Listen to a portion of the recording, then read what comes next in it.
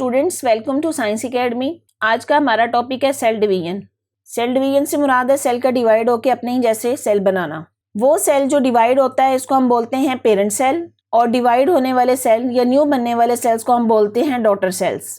Cell division is a process by which a cell divided into two daughter cells. Means cell division एक वो तरीका या वो अमल है जिसमें सेल डिवाइड होकर अपने ही जैसे टू डॉटर सेल्स बनाता है। बनने वाले सेल्स को हम डॉटर सेल्स बोल रहे हैं। और the cell which divide is called parent cell and the which are produce as a result of cell division are called daughter cell. तो बनने वाले जो न्यू सेल्स हैं उनको हम बोलते हैं डॉटर सेल। तो सेल डिवीजन एक वो तरीका हो गया जिसमें सेल ने डिवाइड होकर अपने ही जैसे न्यू डॉटर सेल्स बनाने होते हैं। सेल डिवीजन से पहले सेल की एक फेज आती है जिसको हम बोलते हैं इंटरफेस। इंटरफेस वो फेज है जिसमें सेल अपने आप को प्रिपेयर करता है डिवाइड होने के लिए। अब क्या प्रिपरेशन उसने करनी है? हमें याद है कि सेल के न्यूक्लियस में क्रोमोसोम्स होते हैं। सेल डिवीजन के वक्त न्यूक्लियस में जो क्रोमोसोम्स हैं वो सिंगल क्रोमोटिड पर मुश्तमिल होते हैं, लेकिन इंटरफेस में क्या होगा, ये क्रोमोटिड डबल हो जाएंगे या क्रोमोसोम डुप्लीकेट हो जाएगा, अपने ही जैसा रेप्लिकेट करके अपनी जैसी कॉपीज बना लेगा। तो सेल डिवीजन में इंटरफेस वो फेज हो गई कि जिसमें सेल के क्रोमोसोम डुप्लीकेट हो जाते हैं या डबल हो जाते हैं। फिर सेल डिवीजन की अगली फेज है जिसको हम बोलते हैं न्यूक्लियर डिवीजन। न्यूक्लियर डिवीजन से क्या मुराद? न्यूक्लियर नाम से या जाहिर है न्यूक्लियस की डिवीजन। तो न्यूक्लियर डिवीजन में न्यूक्लियस डिवाइड होता है, उसके बाद साइटोकाइनेसिस आती है। साइटोकाइनेसिस मीन साइटोप्लाज्म का डिवाइड हो जाना। तो इस तरीके से सेल डिवीजन की 3 फेजेस हैं। नंबर 1 इज द इंटरफेस जिसमें सेल ने अपने आप को प्रिपेयर करना है, क्रोमोसोम डुप्लीकेट होंगे। Number 2 is the nuclear division, nucleus का डिवाइड होना। And number 3 is the cytokinesis, cytoplasm का डिवाइड होना। तो इस तरीके से एक पेरेंट सेल डिवाइड होकर अपने ही जैसे 2 डॉटर सेल्स बना लेता है। इस पूरे प्रोसेस को हम बोल रहे हैं सेल डिवीजन। अब सेल डिवीजन की 2 टाइप्स हैं। एक को हम बोलते हैं माइटोसिस और दूसरी को बोलते हैं मियोसिस। आते हैं माइटोसिस की तरफ।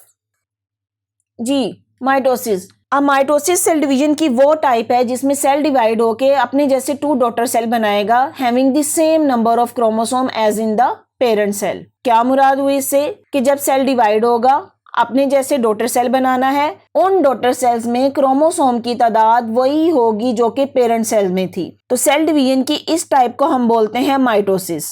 माइटोसिस को एक्सप्लेन हम डायग्राम से करते हैं। जी, डायग्राम की तरफ आए, देखें ये एक सेल शो किया गया है। ये जो अंदर वाली लेयर शो की गई है ये न्यूक्लियर मेम्ब्रेन है और न्यूक्लियस के अंदर ये 2 क्रोमोसोम शो किए गए हैं। अब यहाँ पे देखें ये क्रोमोसोम जो है सिंगल क्रोमोटिड पे मुश्तमिल है। एक को पिंक कलर में शो किया गया और एक को ग्रीन कलर में शो किया गया है।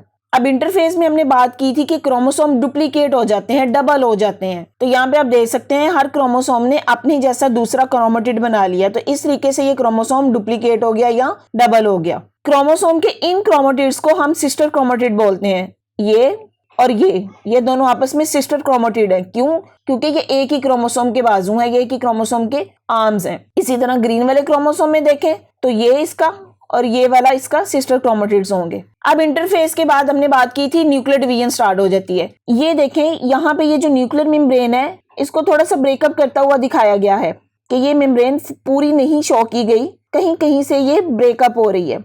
तो इंटरफेस के बाद अगली जो फेज है जिसको हम बोल रहे हैं न्यूक्लियर डिवीजन। तो न्यूक्लियर डिवीजन यहाँ पे न्यूक्लियर मेम्ब्रेन से स्टार्ट हो रही है कि उसकी न्यूक्लियर मेम्ब्रेन ब्रेकअप होना शुरू हो गई है। इस फेज को एक और नाम भी दिया जाता है जिसको हम बोल रहे हैं प्रोफेज। प्रोफेज के बाद जो अगली स्टेज आ रही है जिसको हम बोल रहे हैं मेटाफेज। अब आपकी बुक में ये नाम नहीं शो किए गए, ये एक एक्स्ट्रा इन्फॉर्मेशन है जो मैं आपको दे रही हूँ। अब मेटाफेज में क्या हो रहा है, यहाँ पे ये स्पिंडल फाइबर्स निकल रहे हैं। न्यूक्लियर मेम्ब्रेन को कंप्लीटली यहाँ पे दिखाया गया कि वो खत्म हो गई है। स्पिंडल फाइबर जनरेट हुए और इन स्पिंडल फाइबर्स के ऊपर आके क्रोमोसोम अलाइन अप हो गए, मींस आके अटैच हो गए। अब देख सकते हैं ये पिंक क्रोमोसोम और ये ग्रीन कलर का जो क्रोमोसोम है इसके ऊपर अलाइन अप हुए हैं, एक तरीके से आके जुड़ गए हैं। मेटाफेज के बाद जो अगली स्टेज आती है इसको हम बोलते हैं एनाफेज। अब एनाफेज में आप देख सकते हैं कि वो क्रोमोसोम जो डुप्लीकेट हुए थे अब यहाँ पे आके इनके सिस्टर क्रोमोटिड एक दूसरे से अलग अलग हो गए हैं। जो पिंक क्रोमोसोम था उसका एक क्रोमोटिड इस तरफ चला गया और नंबर 2 जिसका क्रोमोटिड था वो दूसरी तरफ आ गया और यहाँ पे इसकी न्यूक्लियर डिवीजन जो है वो होती जा रही है साथ साथ। नेक्स्ट जो स्टेज है इसको हम बोल रहे हैं टीलोफेज। अब टीलोफेज वो स्टेज है जहाँ पे साइटोप्लाज्म की डिवीजन स्टार्ट हो जाती है।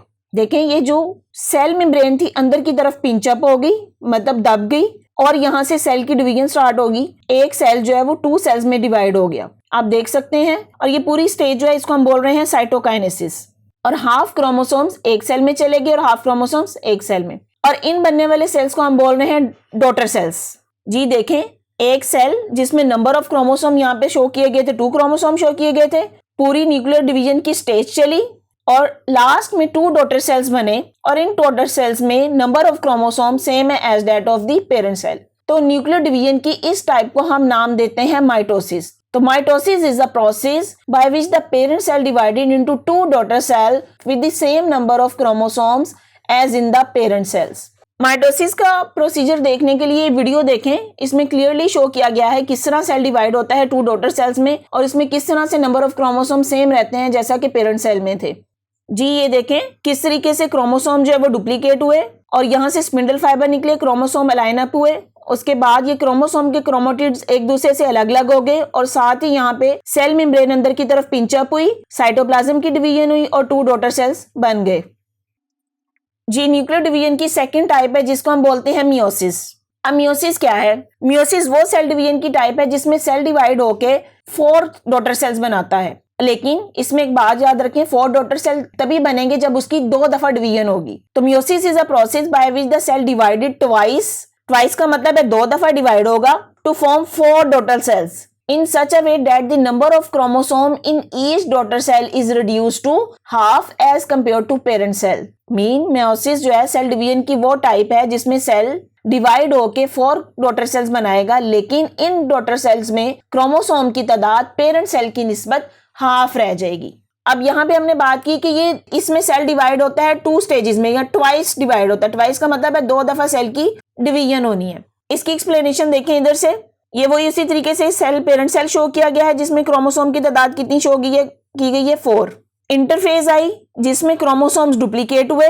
अब हर क्रोमोसोम ने अपने साथ का एक और क्रोमेटिड बना लिया, तो ये क्रोमोसोम डुप्लीकेट हो गए। डुप्लीकेट हुए उसके बाद अगली डिवीजन आई जिसमें क्रोमोसोम स्पिंडल फाइबर्स के ऊपर आके अलाइन अप हो गए।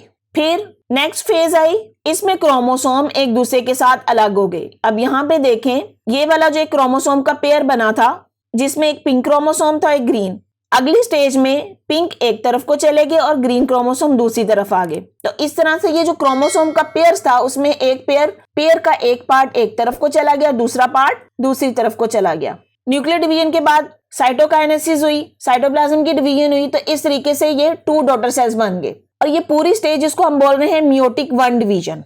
मियोटिक 1 डिवीजन के बाद स्टार्ट होती है meiotic 2 division. Meiotic 2 division same है जैसा कि माइटोसिस में बयान किया गया, लेकिन एक बात तो यहाँ पे याद रखनी है कि मियोटिक 2 डिवीजन में इंटरफेज नहीं आती, यहाँ पे क्रोमोसोम दोबारा से डबल नहीं होते, उनके डुप्लीकेट नहीं बनते। और मियोटिक 2 डिवीजन में डिवाइड होने के बाद हर सेल ने आगे अपने ही जैसे फिर 2 और सेल बना लिए।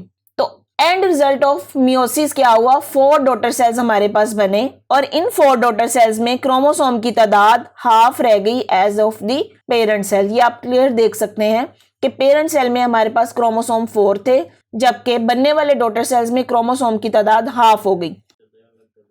इसकी एक्सप्लेनेशन देख लें। The process of the meiosis consist of 2 division, meiotic 1 division and meiotic 2 division. During meiotic 1 division, the number of the chromosome is reduced to half as compared to parent cell. तो meiotic 1 division में क्या होता है, chromosome half ही होते हैं parent cell की निस्बत, लेकिन क्योंकि ये मियोसिस है जिसमें 2 टाइम डिवीजन होनी है, इसलिए ये स्टेज यहीं पे रुकती नहीं है। meiotic 1 के बाद अगली जो स्टेज आ जाती है उसको बोलते हैं meiotic 2 डिवीजन, जिसमें वो सेल फर्दर डिवाइड होता जाता है, और इस तरीके से नंबर ऑफ क्रोमोसोम जो है हाफ रह जाते हैं डॉटर सेल्स में as compare to their parent cells. जी अब यहाँ पे माइटोसिस और मियोसिस का डिफरेंस शो किया गया है कि दोनों सेल डिवीजन की टाइप में क्या डिफरेंस है। नंबर 1 डिफरेंस पहले देखें।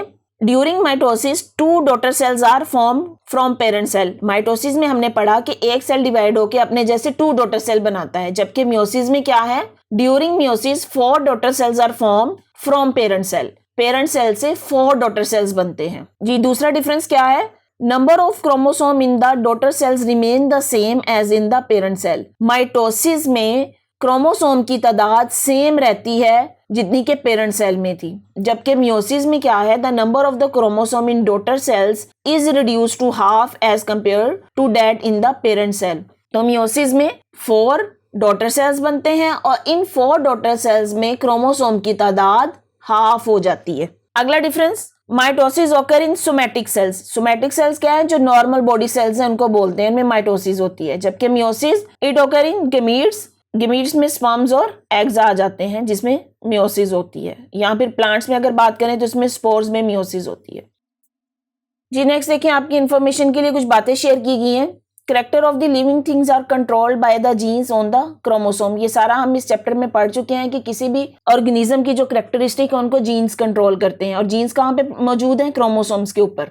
Mitosis is the great blessing of nature. If there were no mitosis the number of the chromosome could not have been maintained constant. क्योंकि माइटोसिस में ही नंबर ऑफ क्रोमोसोम सेम रहते हैं, mean constant रहते हैं, जितना कि पेरेंट सेल में थे उसी तरह के डॉटर सेल में आ जाते हैं। अगर माइटोसिस ना होती तो ये क्रोमोसोम जो है वो मेंटेन ना रह सकते, उनकी तादाद कांस्टेंट ना रहती। अगर माइटोसिस की कोई इंपॉर्टेंस है तो मियोसिस की भी इंपॉर्टेंस है। Meiosis has also significant importance in controlling the heredity character generation after generation. तो मियोसिस में क्या होता है कि जो हेरिडिटी कैरेक्टर हैं, वो कैरेक्टर्स जो पेरेंट से ऑफस्प्रिंग में आते हैं वो मियोसिस की वजह से आते हैं।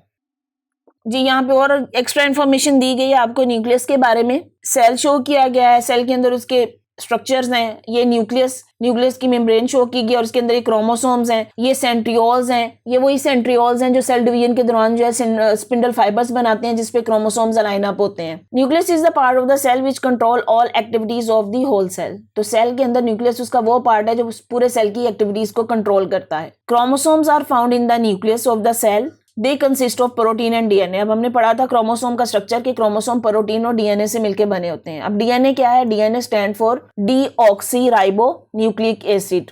ये डीएनए का पूरा नाम है, डीऑक्सी राइबो न्यूक्लिक एसिड। अब डीएनए की एक्सप्लेनेशन दी गई है कि डीएनए है क्या, DNA is the material that contain complete set of instructions for developing a new cell or an organism. That is why DNA is called hereditary material. यहाँ पे आपसे क्वेश्चन पूछा जा सकता है कि डीएनए को हेरिडिटरी मटेरियल क्यों कहते हैं, तो आपने उसके आंसर में बताना है क्योंकि डीएनए के ऊपर जो है वो कंप्लीट सेट ऑफ इंस्ट्रक्शंस होते हैं जिसकी वजह से वो एक सेल जो और ग्रो कर सकता है या अपनी जैसी कैरेक्टरिस्टिक अपने सेल्स में आगे फर्दर दे सकता है।